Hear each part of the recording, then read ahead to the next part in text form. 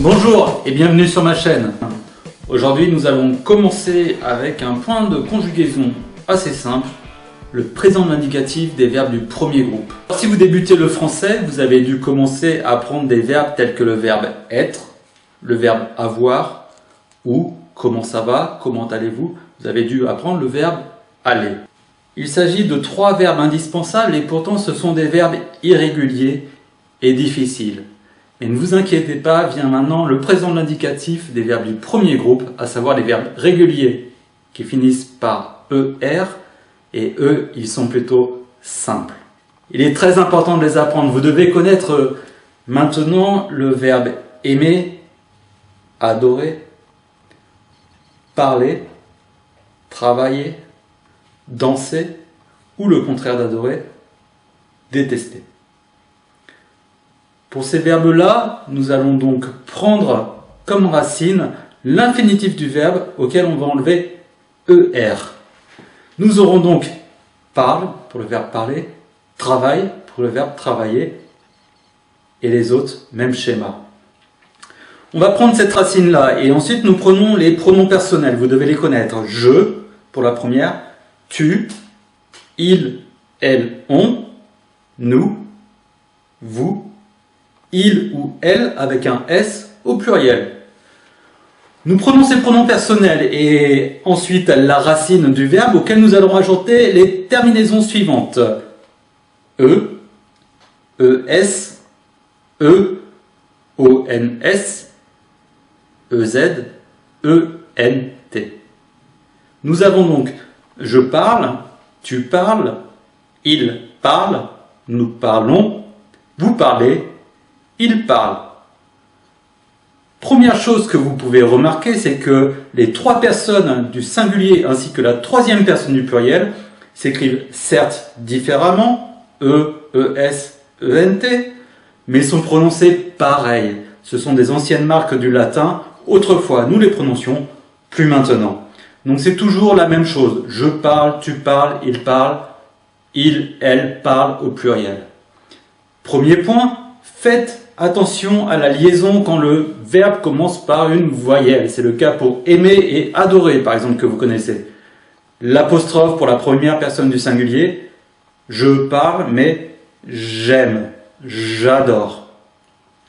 Dernier point pour différencier il, elle, adore à la 3e personne du singulier, tandis que nous ferons la liaison pour il, elle, adore pour la 3e personne du pluriel. Vous entendez, c'est comme s'il y avait un Z présent qui nous permet de faire la liaison. Voilà donc pour les verbes du premier groupe régulier en ER.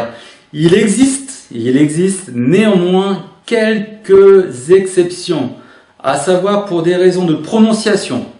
Nous allons faire parfois un changement d'accent ou doubler la consonne.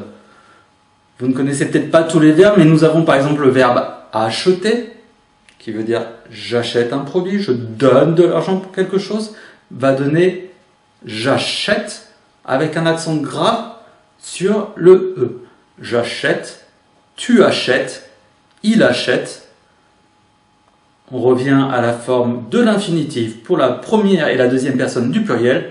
Nous achetons, vous achetez, ils achètent. Même chose, les 3 premières personnes du singulier et la 3e personne du pluriel sont prononcées pareil.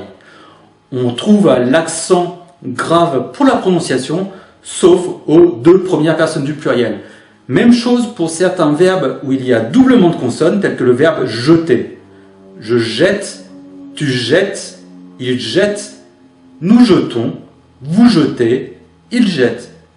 Par exemple, le verbe appeler, comme s'appeler, qui est pronominal et qui s'écrit avec un seul L à l'infinitif, mais aura 2 L quand vous passerez aux premières personnes du singulier.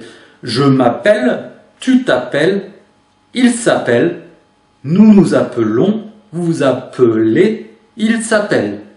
Ici, même chose pour les 3 personnes du singulier et la 3e personne du pluriel, nous aurons le doublement de consonne de L à la place de apple, appeler, appelle.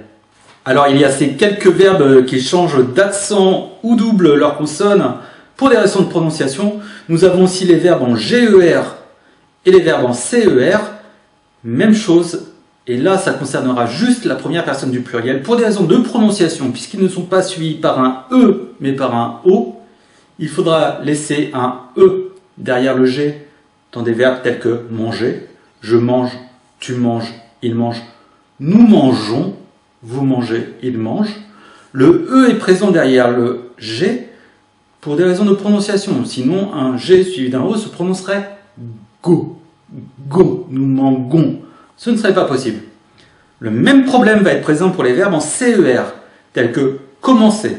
Je commence, tu commences, il commence, nous commençons, vous commencez, il commence.